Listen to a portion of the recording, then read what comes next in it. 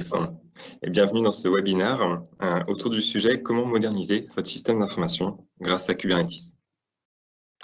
Je suis Sébastien Davout, je suis responsable open source chez Axience, et pour ce webinaire, je serai accompagné de Martin Rateau et Christian Dubois de chez VMware. Commençons tout d'abord par une vision du marché autour de Kubernetes et du cloud native, donc de la containerisation générale. Alors, tout d'abord, nous ne sommes ni Gartner ni IDC.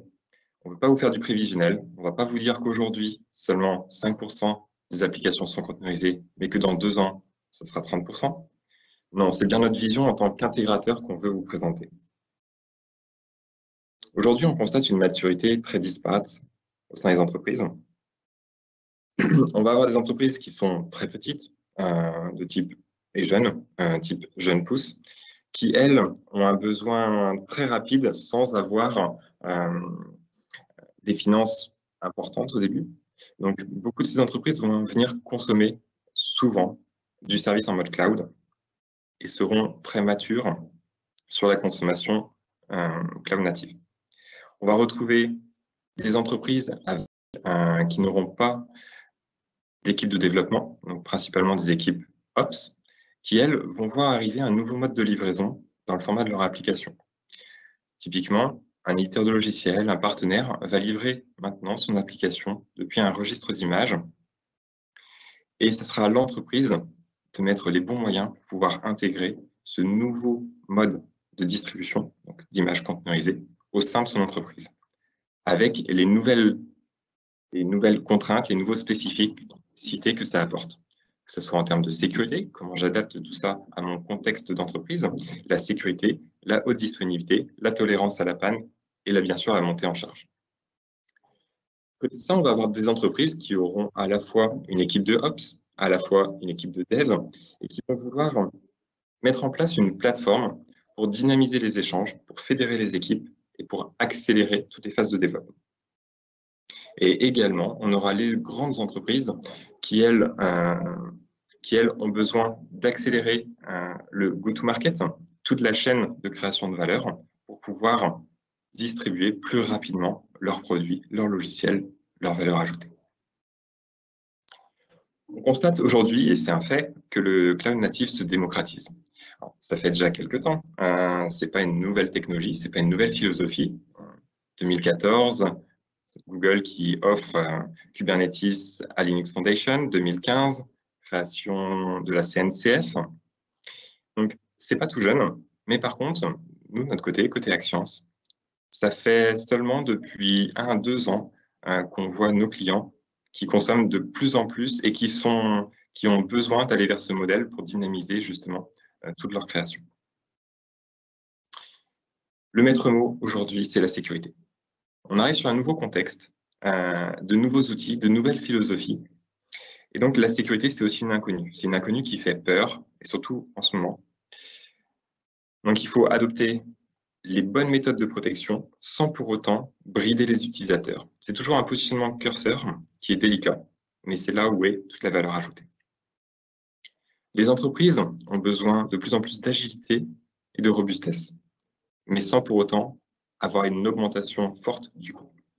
Beaucoup d'entreprises décident d'être dans une logique multi-cloud, donc à la fois du cloud privé, des fois on-premise, et également du cloud privé ou public qui sera sur des cloud providers. Je dis bien des cloud providers.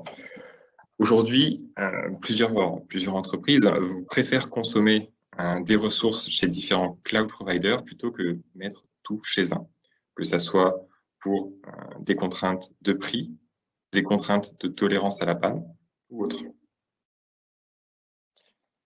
Les bonnes clés pour réussir cette transformation, c'est vraiment d'adopter cette transformation comme une stratégie d'entreprise. Il faut fédérer les différents parties prenantes de votre entreprise, que ce soit les équipes de dev, les équipes Ops, les équipes autour de la sécurité ou même de la qualité. Il faut regrouper toutes ces personnes pour créer une émulsion, leur montrer que c'est la voie que l'entreprise choisit. Il faut embarquer tout le monde. Il ne faut pas laisser de côté certains. Un autre point important, c'est la question du patrimoine applicatif. Aujourd'hui, les entreprises qui ont des logiciels, qui portent des logiciels pour leur métier ou des logiciels qui sont traités au sein de la DSI,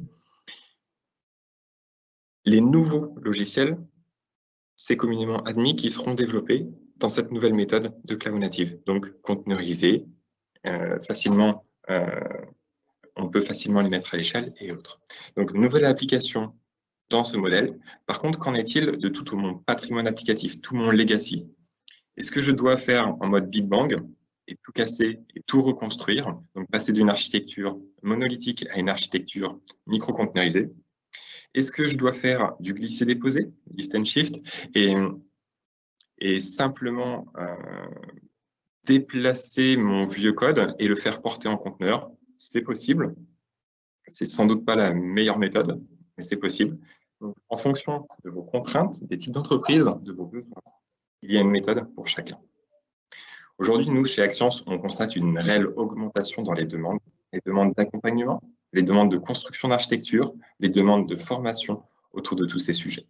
Si je devais résumer en 3 questions, en 3 points, les questions les plus fréquentes que l'on a avec nos clients, la première serait « Comment je garantis la sécurité sans pour autant freiner l'innovation de mes collaborateurs ?»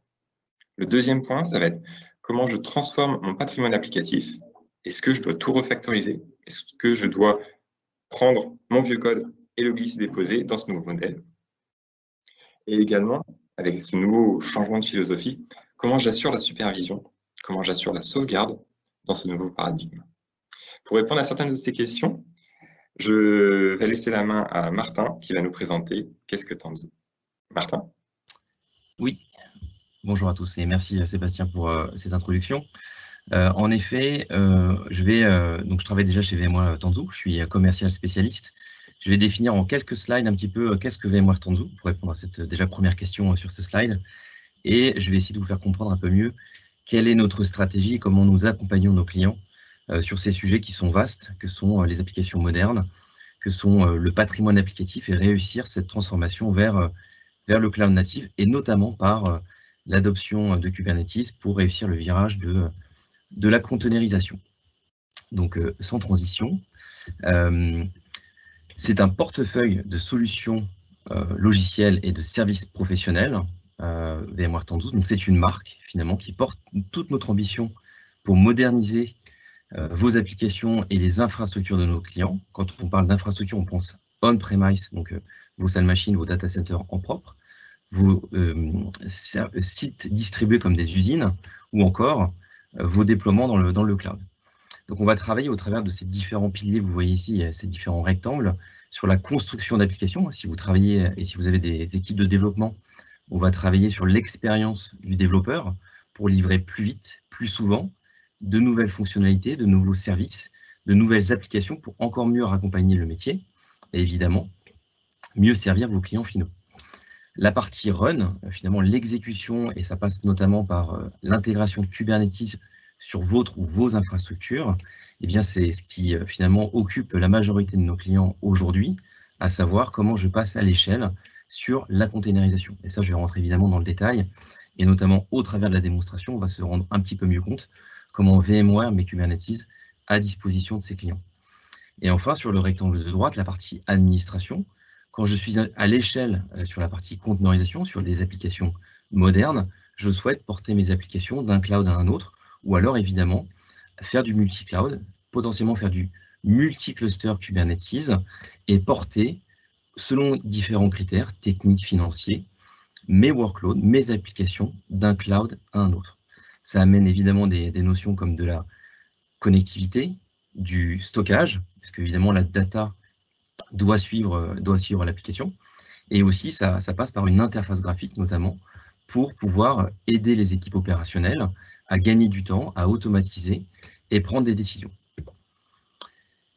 Alors, vous n'êtes pas sans savoir que Kubernetes, c'est une solution et un composant qui est open source. Donc, VMware ne communique peut-être pas encore assez sur ces sujets-là, mais en tout cas, on est une société qui contribue très fortement au domaine de l'open source et aux communautés.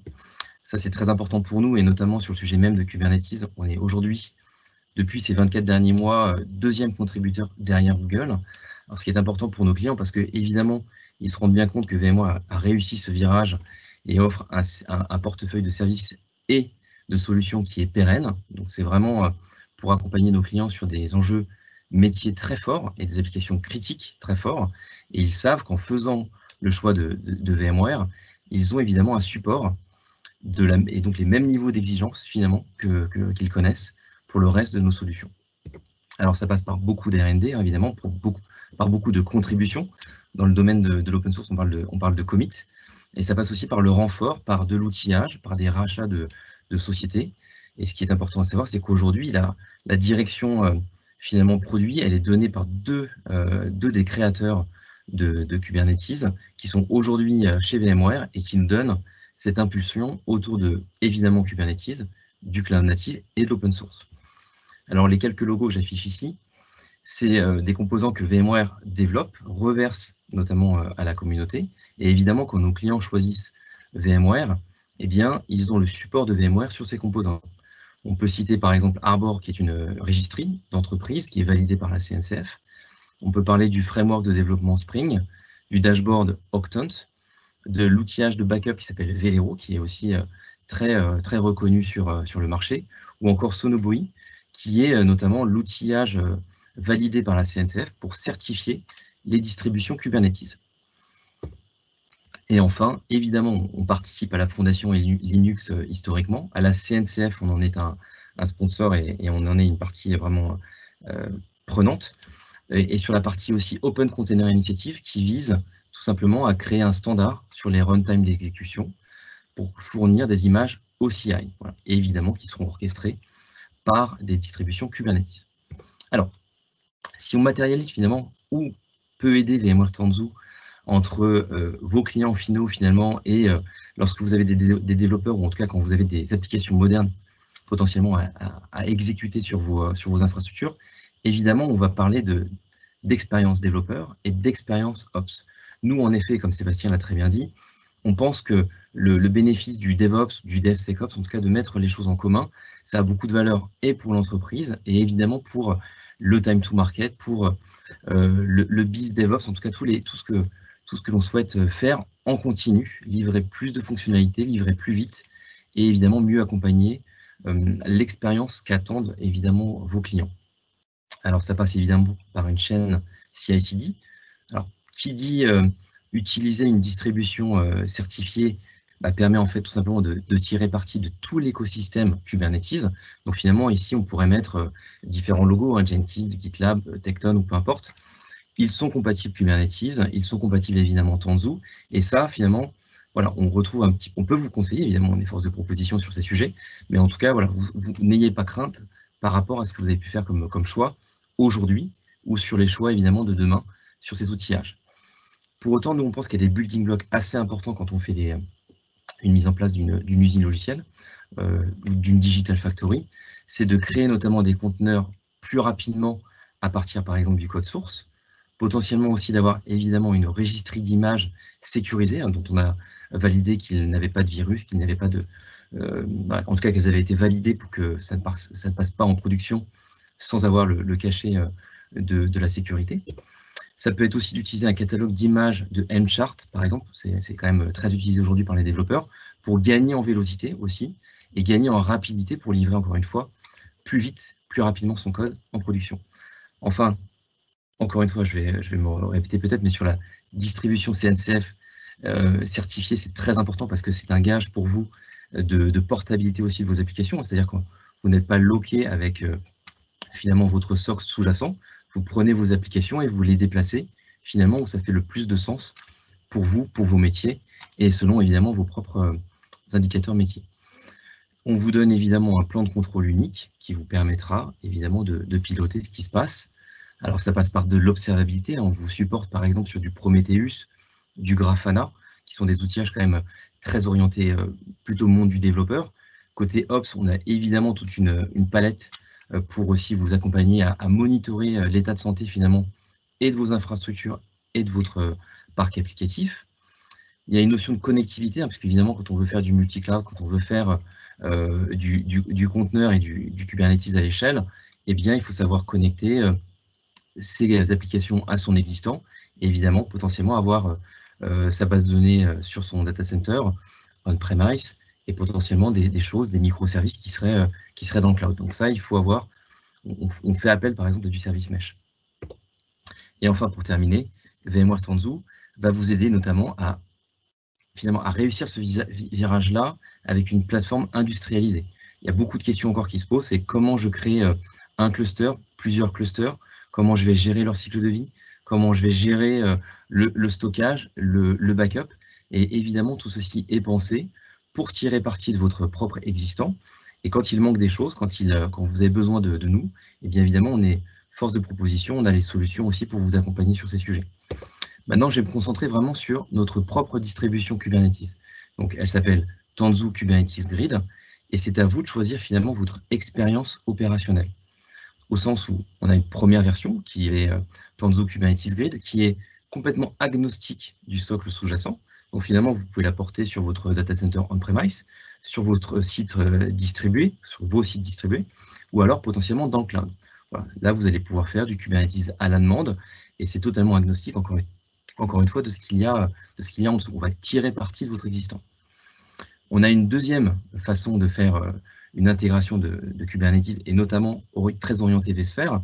Donc avec la sortie de vSphere 7 au mois d'avril 2020, on a repensé complètement le VSX, et on a mis au même niveau et les pods et les conteneurs, et également évidemment les machines virtuelles. Donc aujourd'hui, cette plateforme applicative, finalement, elle s'est exécutée l'ensemble des applications traditionnelles et cloud native pour nos clients. Et évidemment, c'est portable aussi sur notre data center virtualisé qui s'appelle VMware Cloud Foundation. Et évidemment, c'est portable sur tout type de cloud provider avec qui nous sommes partenaires. Et enfin, puisque une interface graphique est aujourd'hui nécessaire, notamment pour accompagner finalement les opérateurs qui débutent un petit peu sur ces sujets et qui souhaitent passer à l'échelle avec notamment des déploiements à travers différents clouds, on a une solution qui permet de prendre le contrôle sur tous les types de clusters Kubernetes, tout type de déploiement à travers vos multi-clouds, et prendre des décisions, mettre des politiques de sécurité assez avancées, comme par exemple, tout doit passer par ma registry qui est derrière mon firewall. Je peux backuper par exemple mon cluster Kubernetes qui est sur Azure, et je le remonte sur ma salle machine numéro 4. Voilà, c'est à peu près ce genre de cas d'usage, et ça passe par du clic-bouton au travers d'une interface graphique. Voilà. Donc ça, c'est ce type d'approche que l'on peut proposer à nos clients. Je vais maintenant zoomer un petit peu sur vSphere 7 with Tanzu, donc qui est le rectangle du milieu, au travers finalement des deux parties qui sont finalement concernées par le virage de la conteneurisation. Donc évidemment sur le côté opérateur sur la droite, donc un administrateur vSphere, il sait très bien assurer ses missions de performance, de sécurité, et il le fait très bien notamment au travers des outillages qu'il connaît, notamment avec son vCenter ici. On va lui rajouter simplement les clusters Kubernetes. C'est natif, c'est directement intégré, il suffit juste de le déployer au travers de la console qu'il connaît et qu'il maîtrise. Pour autant, si on regarde le développeur sur la gauche, il a déjà sa façon de créer lui-même ses clusters Kubernetes, il a ses propres recettes, et lui, ce qui lui incombe, c'est de créer plus vite, de livrer de nouvelles fonctionnalités, de livrer de nouvelles applications. Et ça, il le fait soit à travers des fichiers de description, du YAML, de la ligne de commande ou des calls API. Eh bien, les deux sont tout à fait possibles, et c'est en ça que pour nous, on pense que vSphere 7 with Tanzu est une bonne plateforme, parce qu'elle permet, d'être confort sur le niveau de performance et le niveau de support, évidemment, fourni par VMware, et vSphere 7, c'est aussi une plateforme qui permet de faire du self-service également pour les développeurs. Voilà. Il y aurait évidemment beaucoup de choses à dire, mais je pense que la démonstration de Sébastien et Christian vont vous permettre d'en prendre un peu plus la mesure. Et je prendrai cette dernière slide pour vous expliquer un petit peu aussi les bénéfices finalement qu'on constate et que nos clients constatent en modernisant et leur SI et évidemment leur patrimoine applicatif pour finalement accélérer sur la transformation numérique. Finalement, il y a différents enjeux, et l'idée, comme le disait Sébastien, c'est de mettre toutes les parties prenantes autour de la table. Il ne s'agit pas de contenter les développeurs et en laissant la sécurité de côté, ou contenter les ops en laissant les développeurs de côté. Voilà. On mène vraiment des projets où toutes les équipes informatiques sont ensemble et partagent les mêmes objectifs. Alors après, ça peut se résumer par plus d'agilité, plus de disponibilité de services, d'applications, de l'automatisation pour justement on passe plus de temps sur des tâches à valeur ajoutée, sans laisser encore une fois la sécurité de côté. Ça passe par la collaboration. On voit beaucoup, évidemment, et en plus, dans le domaine de l'open source, c'est quand même très important de mettre en commun. Et ça, l'innovation continue. On pense que voilà, quand on souhaite accélérer son time to market, quand on souhaite réussir sa transformation en numérique, ça a évidemment de la valeur pour toutes les parties. Enfin, une plateforme qui est efficace, qui est supportée, eh bien, ça va permettre plus de confiance pour les équipes et ça va permettre et faciliter aussi l'adoption. Et pour terminer, et je laisserai la main évidemment pour la partie démo, il y a aussi cette notion de quand on choisit VMware Tanzu, on n'est pas du tout loqué à VMware. En tout cas, à tous les moments, puisque c'est une distribution qui est encore une fois certifiée CNCF, vous prenez vos applicatifs et vous les déplacez là où vous le souhaitez. La seule façon, c'est de bien écrire évidemment votre YAML et de ne pas générer d'adhérence avec votre socle. Mais en tout cas, on accompagne nos clients sur ce type de projet et on serait ravis évidemment de vous accompagner sur ces sujets. N'hésitez pas, hein, vous pouvez poser des questions dans la partie questions-réponses et on y répondra en fin de session. Christian, Sébastien, c'est à vous. Merci.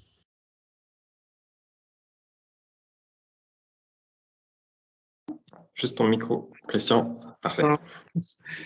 Merci. Bonjour à tous. Christian Dubois, je suis Solution Engineer chez VMware pour le portefeuille Tanzu.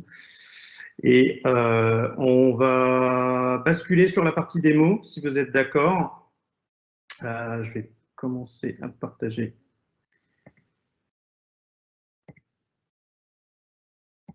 mon écran.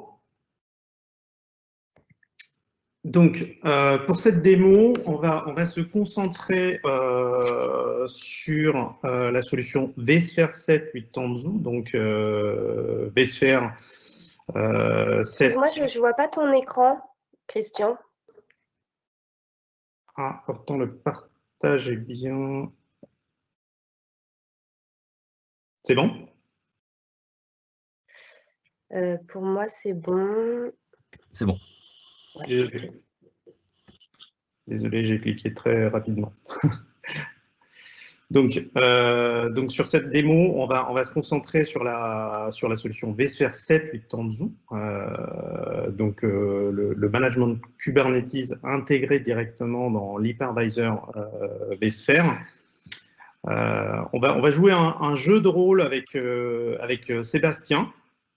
Donc, moi, je vais jouer le rôle de l'opérateur administrateur vSphere et Sébastien va jouer le rôle d'un DevOps et d'un administrateur Kubernetes.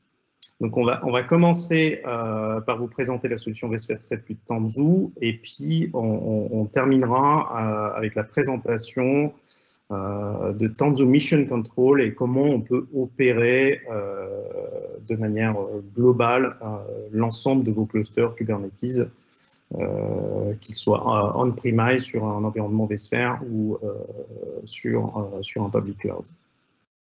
Donc, je vais commencer par vous présenter la console vCenter et les petites nouveautés au niveau de la console vCenter. Tout d'abord, donc là, vous voyez que j'ai un cluster vSphere avec 3 ESX et que j'ai transformé en management plane Kubernetes, donc c'est ce qu'on appelle le supervisor cluster, donc c'est devenu le supervisor cluster, et ça se matérialise par les 3 VM que l'on voit ici, qui représentent en fait les worker nodes, les master nodes du management plane Kubernetes que j'ai activé. Pour activer cette fonctionnalité-là, il y a un nouvel élément dans la partie menu ici qui s'appelle le Workload Management. Et ce que j'ai fait au préalable, c'est cliquer sur un bouton Enable sur le Workload Management et à partir de là, ça a transformé tous mes hosts ESX en nœuds Kubernetes. Une fois que j'ai activé le Workload Management, la première chose que je vais faire, c'est créer ce qu'on appelle un vSphere Namespace. Alors, un vSphere Namespace, c'est comme une resource pool. Ça va me permettre d'assigner des permissions pour des utilisateurs. qui vont par la suite être capables de créer des clusters, de déployer des pods, des vSphere pods ou des VM de manière déclarative, comme si c'était des objets Kubernetes. Donc, je vais commencer par faire ça. Donc là, je vais créer un namespace. Je vais lui donner un nom. Je vais l'appeler Actions Webinar. Donc, mon namespace est créé et je vais donc pouvoir attribuer des permissions à un utilisateur que je vais sélectionner à partir du domaine vSphere local. Donc, j'ai déjà un utilisateur ici que j'ai créé qui s'appelle DevOps.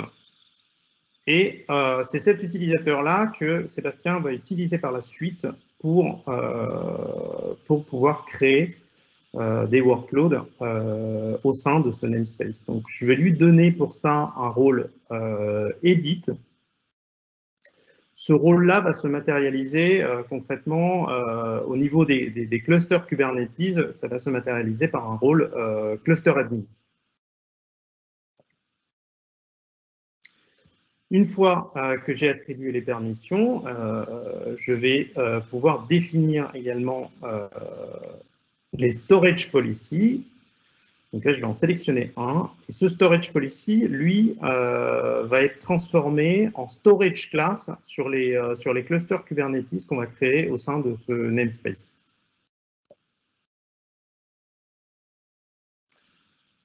Je peux également définir des quotas sur les différentes ressources virtualisées de type CPU, memory ou storage. Donc pour cette démo, on ne va pas attribuer de quota. Et le dernier élément que je voulais présenter, c'est une nouvelle souscription à un Content Library. Donc là, ça a été positionné automatiquement, ça s'appelle Kubernetes. Et cette souscription-là va nous amener un certain nombre de templates OVF qui vont servir par la suite pour créer les nœuds des clusters Kubernetes. Donc là, on peut voir qu'on a différents templates en fonction des versions qui sont fournies, certifiées et signées par VMware. Sébastien, tu peux prendre la main, maintenant que j'ai créé l'utilisateur. Donc, Sébastien, en tant que Kube admin, peut prendre la main. Super, merci Christian. Il y a juste un dernier élément que je voulais voir sur ton écran. Moi, je vais devoir utiliser une commande kubectl pour prendre la main sur et créer les workloads Kubernetes. Mais par contre, pour me connecter, je vais devoir utiliser un petit greffon, un greffon vSphere, qui peut être téléchargé directement depuis ton portail, voilà, via ce lien. Donc, un simple petit utilitaire qui se rajoute en parallèle de notre kubectl. Donc, au préalable, je l'ai installé. Je partage mon écran. Je partage mon écran. Et on va attaquer. Parfait. Donc là, j'ai à ma disposition un client kubectl et je vais me connecter sur l'environnement Tanzu qui va me permettre de provisionner mon cluster en ligne de commande.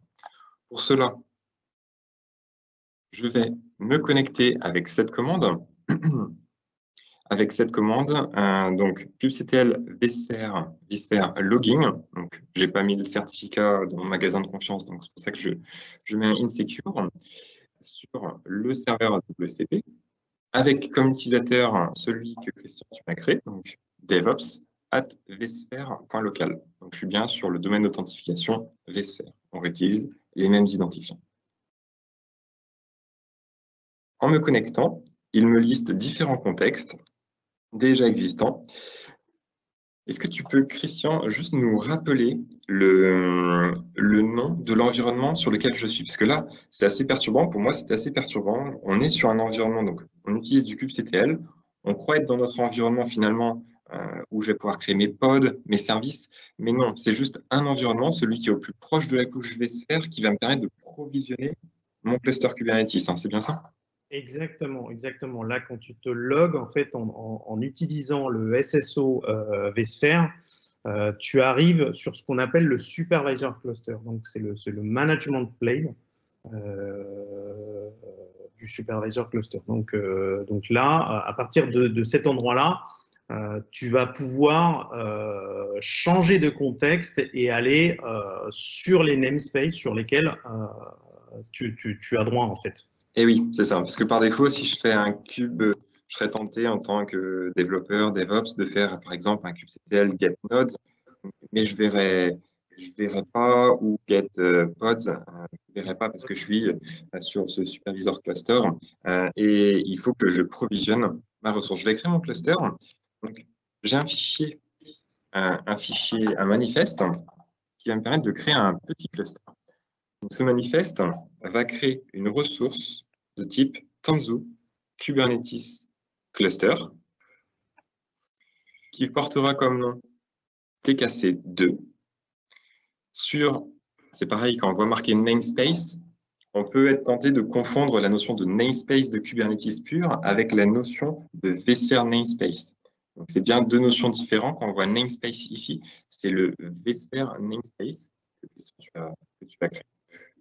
Exactement. En fait, ce namespace-là est un namespace au sein du management plane, du supervisor cluster, qui est effectivement un Kubernetes, mais c'est pas directement sur ce cluster-là que Sébastien va déployer ses applications, en fait. Exactement. Et derrière, je vais pouvoir sélectionner la version de mon cluster TKC, donc là en 1.19. Chaque cluster que je vais pouvoir créer, je vais pouvoir lui spécifier une version différente. Donc, typiquement, j'ai une équipe métier qui doit porter une application qui a une contrainte forte avec une version de Kubernetes. Je vais pouvoir déployer un cluster qui sera dédié à cet usage. Il est communément admis qu'il est préférable de déployer une multitude de clusters Kubernetes plutôt qu'un gros cluster mutualisé où on est un petit peu. On va pouvoir spécifier également le nombre de nœuds de type control plane, donc les nœuds master, et le nombre de nœuds de type worker, ceux qui vont porter la donnée. Dans le cadre de la démo, on va faire un chaque. On retrouve les storage classes que tu as évoqués, que tu as spécifié tout à l'heure dans le vSphere namespace.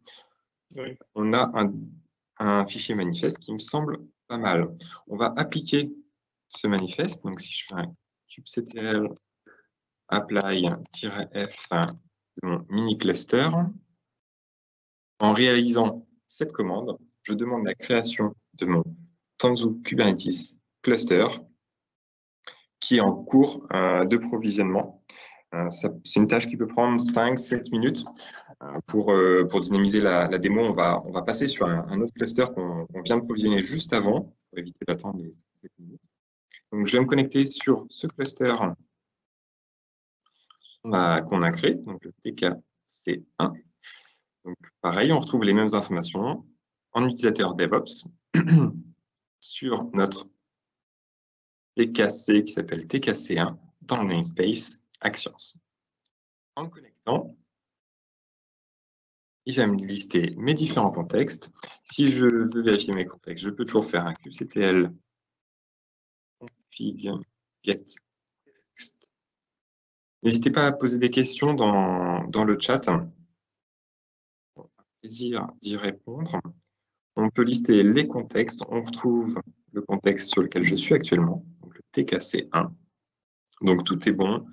Et sur le principe, je peux, donc là, en tant que DevOps, développeur, je m'y retrouve complètement. J'ai mon invite de commande avec kubectl et je vais pouvoir lister mes ressources, mes pods, mes déploiements, mes daemon sets. Donc par défaut, j'ai aucun pod. Parfait. Donc pour quand même avoir quelque chose d'un peu visuel, on va créer, si ça vous va, un petit serveur web qui représentera notre application. On va créer un serveur web, on va déposer un serveur web qui tournera sur Nginx. Je vais faire un kubectl run sur une image qui sera Nginx en latest, que je vais appeler, soyons original, Nginx. Et j'ai déployé un pod. Pour lister mon pod, on va faire un kubectl get pod. J'ai bien un pod qui est prêt, donc qui répond sur la couche applicative, qui est pleinement fonctionnel depuis 8 secondes. Parfait. Ce pod, je vais vouloir ce service, ce pod, cette application, je vais vouloir l'exposer. Parce qu'à Nginx, si on n'expose pas son port web, pas une grande utilité. Je vais les récupérer juste avant une information. Je peux éditer en direct la définition de mon pod. Une information que je veux récupérer, c'est ça, le label. Le label, c'est vraiment de simples étiquettes sous forme de clés et de valeurs qui vont qualifier ma ressource, donc mon pod. Donc là, j'ai une clé qui s'appelle run avec une valeur qui s'appelle nginx. Maintenant, je garde ça dans un coin de ma tête. Je vais maintenant créer un service pour présenter mon application et qu'elle soit visible depuis l'extérieur. Donc avec un kubectl, je vais créer kubectl create service de type, alors tab, il va me proposer, ok, donc de type load balancer avec un -TCP, c'est bon parce que l'auto-tabulation, voilà. Donc je vais exposer l'application en 80-80 avec un port en interne dans mon conteneur qui sera le 80. Et je vais appeler mon service Nginx. Parfait. J'ai bien kubectl get svc. J'ai bien mon service Nginx qui, comme il est de type load balancer, a une external IP et avec ma translation de port. Maintenant, quand j'écris mon service, je n'ai pas donné d'indication sur vers quoi tu renvoies le flux web. Donc, il faut raccrocher mon service à mon application, donc à mon pod. Je vais éditer mon service. Toutes ces actions peuvent bien sûr être faites via un simple fichier YAML avec mes instructions et je charge ce fichier YAML. Là, je l'ai fait en direct, en mode interactif. Donc, kubectl edit service. Donc, on a toute la description de notre service et notamment, on a un sélecteur. Le sélecteur nous permet justement de savoir à quoi on est rattaché. Et on a par défaut une clé qui est app vers Nginx. Sauf qu'on a vu tout à l'heure que c'était run Nginx dans mon pod. Je vais changer la clé, je vais la faire passer à run. Je sauvegarde et je quitte. Ça réapplique la config, ça réajuste mon service. Si je ouvre mon service, les informations restent inchangées. Et pour vérifier le bon fonctionnement de mon application web, je vais vérifier avec un curl si sur mon external IP et mon port qui est en DNAT, et j'ai bien mon application. Alors là, on est vraiment sur du cas très basique, mais il faut se projeter. On peut déployer notre application, l'exposer, la mettre à l'échelle, et tout est fluide. Alors, on a vu toute la partie en ligne de commande. On va regarder, alors, on se fait plaisir, on est en ligne de commande, c'est très sympa, mais ça peut être aussi un peu pour les barbus. Peut-être apporter juste avant, Sébastien, une petite précision parce que là, tu as provisionné un service de type load balancer et à aucun moment, moi, en tant qu'opérateur, j'ai été configurer un load balancer. Ça s'est fait automatiquement et ça, c'est parce que on est sur un environnement avec NSXT derrière qui, dès que tu as déployé un service de type load balancer, a provisionné un edge load balancer automatiquement pour ton service. Oui, c'est complètement transparent. Donc, ça laisse la liberté aux développeurs, aux DevOps de pouvoir provisionner des ressources. Donc, on ne freine toujours, par rapport à ce qu'on a vu au tout début, on ne freine pas l'innovation tout en garantissant la liberté et la sécurité pour l'utilisateur. C'est pareil. Quand j'ai téléchargé mon image qui s'appelait Nginx, par défaut, ce Nginx, il va le chercher sur un registre d'images publiques, du Docker Hub ou autre. Il y a des mécanismes qui sont intégrés dans Tanzu et qui permettent de renforcer la sécurité, tout en garantissant la liberté. Je pense notamment au composant qui s'appelle OPA, pour Open Policy Agent, qui va me permettre, quand l'utilisateur il va construire son Dockerfile, il fait un from Nginx par exemple, l'utilisateur, son fichier manifeste reste inchangé, mais par contre, au mieux d'aller récupérer ses ressources, ses images publiques sur des registres d'images Docker qui, entre parenthèses, très sensibles, parce que quand je regarde les derniers chiffres, plus de 600 images publiques contiennent des crypto-mineurs. Donc, c'est sensible pour une équipe qui gère la sécurité ou tout le système d'information d'aller récupérer des mineurs de Bitcoin et les faire tourner sur son système d'information. Personne ne veut ça. L'avantage avec des systèmes comme OPA, c'est que l'utilisateur croit qu'il va récupérer une ressource publique, alors que finalement, OPA va faire une réécriture d'URL pour venir récupérer la ressource sur un registre d'images comme Arbor qui sera on-premise dans l'entreprise, géré par l'équipe de sécu dans l'entreprise. Je repasse sur... je quitte la ligne de commande un instant pour passer sur la partie TMC. TMC, c'est un bel outil que vous avez qui va nous permettre de gérer toute la partie cluster. Donc, on retrouve notre TKC1. On retrouve son état de santé global, sa version, les différentes informations, la consommation que l'on en fait. Donc, toute une partie capacity planning. On va pouvoir également avoir de la conformité, dans l'inspection, donc toute la partie conformité qui... alors, j'ai toujours du mal à le prononcer, Sonoboy. Sonoboy. Sonoboy. OK, merci. Et toute la partie de la protection de la donnée également. On va y retrouver toute la partie supervision et également, on va pouvoir créer facilement de nouveaux clusters. Donc là, je suis dans la partie cluster. Je fais un create cluster. Je vais pouvoir provisionner des ressources, qu'elles soient on-premise sur mon environnement vSphere ou également chez des cloud providers. Je vais sélectionner donc la partie Tanzu.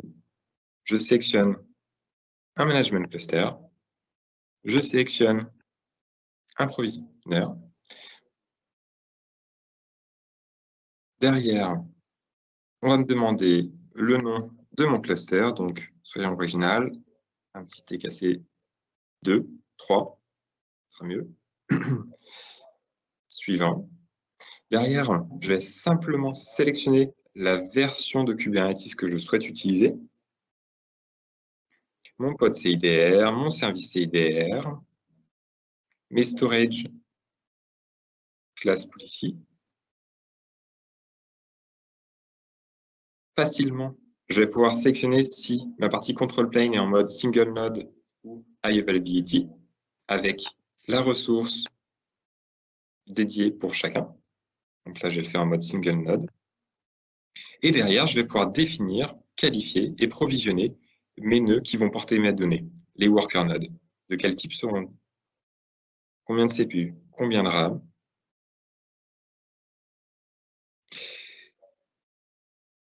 Et ça sera tout bon. Je vais pouvoir créer facilement mon cluster en un clic et mon cluster est en cours de provisioning. C'est une alternative au fichier descripteur, le fichier YAML que l'on a créé, qui nous a permis de créer notre TKC tout à l'heure. On l'a fait à la fois en ligne de commande et on l'a vu également comment créer ça depuis TMC. Alors, il y aurait plein de choses à montrer. Il y aurait comment faire la sauvegarde dans ce nouveau paradigme avec notamment Velero. Aujourd'hui, on doit sauvegarder nos ressources, sachant que plusieurs ressources containers, il faut sauvegarder non pas toutes les grosses enveloppes, il faut aller sauvegarder les fichiers manifestes, les descripteurs, donc tout ce qui se retrouve dans la base de TCD. Il faut également sauvegarder les stockages persistants. Donc, Velero est très bien pour ça. Il y a également toute la partie OPA qui sera à montrer. Il y a énormément de beaux sujets à montrer dans tout cet écosystème. Malheureusement, il y a une fin pour la démo. Je regarde l'heure qui avance. Ce que je vous propose, c'est je vais arrêter mon partage d'écran.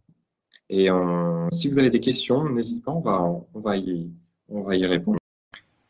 Ok. N'hésitez pas à poser des questions. On a du temps qui est prévu pour ça. Alors, je vois que les premières questions arrivent.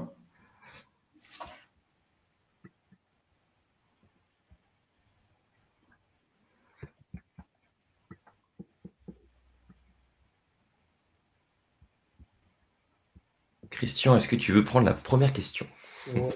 Ouais, excusez-moi, c'était un peu petit, donc je cherchais. Alors, comment se fait la consommation des ressources avec Tanzu? C'est à l'utilisation. Alors, c'est une question un peu compliquée. Tout dépend quel type de licence a été utilisé derrière et comment a été activé le supervisor cluster que vous avez vu lors de la démo.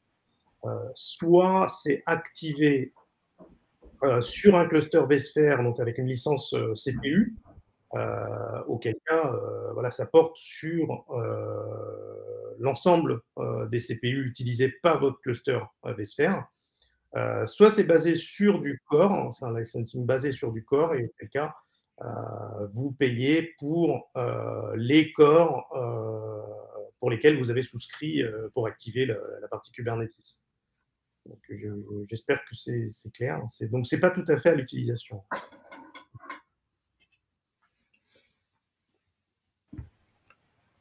Je me permets de prendre une autre question sur est-ce pleinement compatible avec le monde Microsoft? Question vaste.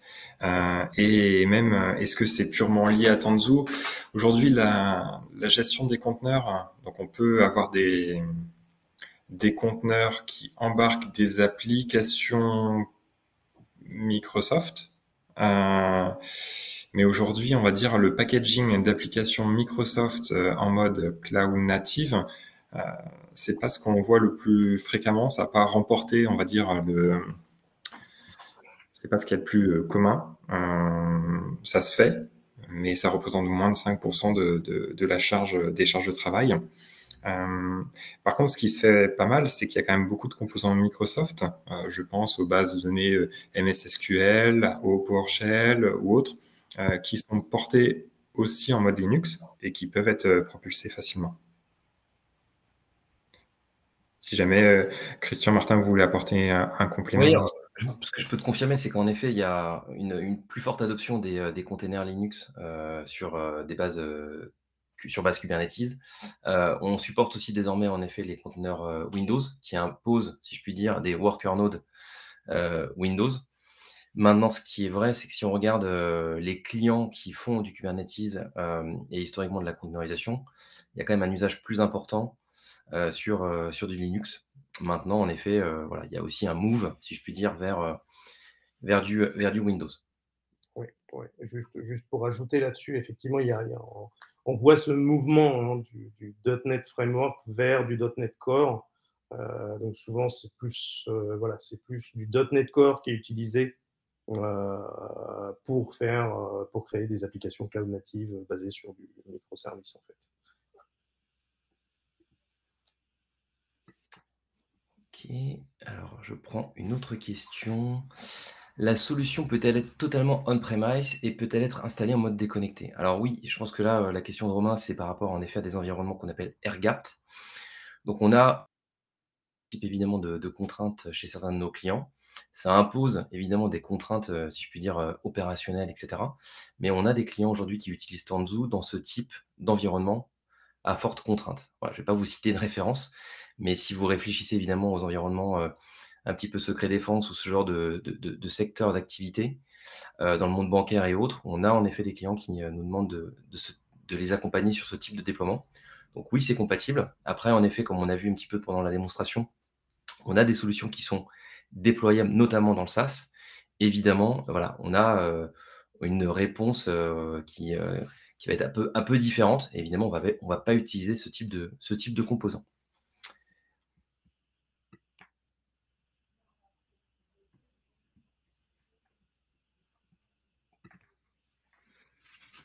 Je vois une question d'Alexandre, peut-être je peux y répondre. Et Sébastien, je te laisserai comparer ou compléter même. Comment se compare, voilà la question, comment se compare Tanzu par rapport à Rancher? Il est vrai que voilà, il y a une forte adoption de Rancher, en tout cas la solution, on va dire, open source, notamment sur des phases de POC, pilote chez un certain nombre de clients. Ce qu'on constate malgré tout, et ça fait, voilà, je fête mes 3 ans maintenant chez Tanzu. Beaucoup de clients, au bout de 6 mois, 1 an, et après avoir fait une première expérimentation et finalement être monté un petit peu en compétences et en connaissance sur ces sujets, voient quelques limites quand ils passent à l'échelle. Donc c'est très bien sur les phases de POC, mais on constate quand même malgré tout que le retour du marché et le retour de grands comptes sur l'utilisation de cette solution, c'est la stabilité, la performance et l'intégration avec des couches, notamment côté stockage avec la partie CSI. Et aussi, on a des clients, pas plus tard que la semaine dernière, qui nous ont remonté le fait que le support n'était pas d'un niveau entreprise, malgré le changement de direction de Rancher vers la nouvelle société qui a acquis Rancher. Mais maintenant, on peut comparer, puisqu'en effet, c'est de la containerisation et il y a une jolie interface graphique. Et cette jolie interface graphique, on a un peu cependant, on va dire, chez Tanzu, qui s'appelle Tanzu Mission Control, qui offre un peu plus de fonctionnalités, mais qui peut être comparée. Oui, il faut se poser les questions sur la gestion du cycle de vie sur Tanzu par rapport à Rancher. Si on devait comparer, alors je sais que côté Axians, on a des intervenants on travaille sur les deux, sur les différentes technologies. Donc c'est vrai qu'on peut aussi comparer. Maintenant sur la partie Rancher, on a du mal à avoir les dernières versions de Kubernetes, ça met du temps aussi à arriver. Dès lors qu'on part sur de la souscription, en tout cas de support sur Rancher, donc ça peut se comparer en termes de prix aussi, parce que la souscription n'est pas donnée non plus. Et il y a une dernière question à se poser, c'est est-ce qu'on a besoin d'une boîte qui est toute faite, ou alors est-ce qu'on veut pouvoir changer certains des composants? Je pense surtout que sur Rancher, en tête, on avait un client qui souhaitait modifier son composant en charge de la gestion réseau pour avoir du multi-adressage dans la gestion de ses conteneurs. Et c'est compliqué de s'éloigner des composants par défaut qui sont embarqués dans la plateforme. Donc c'est un peu ces 3 questions qu'il faut se poser.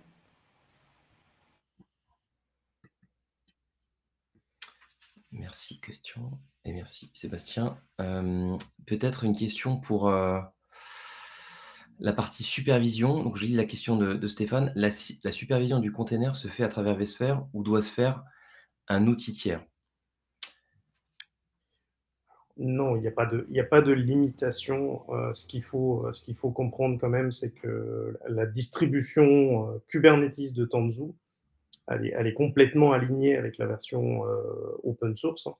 Donc, on peut utiliser tout outil tiers qui peut s'installer ou qui peut être utilisé avec n'importe quelle distribution Kubernetes. Donc, il n'y a pas de contrainte à ce niveau-là.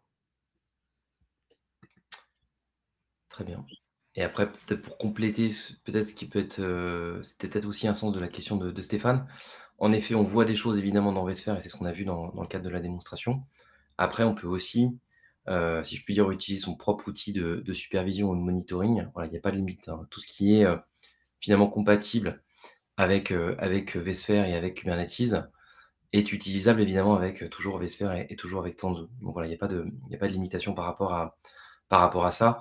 Nous, notre posture elle est assez simple, hein. On peut accompagner nos clients sur Prometheus et Grafana. C'est très largement utilisé et notamment avec Alert Manager. Après, quand les clients veulent aller un petit peu plus loin ou ont déjà différents outils pour monitorer et observer finalement ce qui se passe sur leurs différents socles. On les accompagne avec une solution qui s'appelle Tanzu Observabilité et qui fait aussi de l'APM notamment pour monitorer vraiment vos indicateurs finalement infrastructure et métier. Voilà pour compléter. Et ce qu'aiment bien nos clients dans ce type de solution, c'est finalement de casser les silos d'infrastructure, là où un Prometheus et un Grafana est très cluster par cluster. Voilà, là, on va un peu plus loin et on a un joli dashboard pour monitorer ce qui se passe.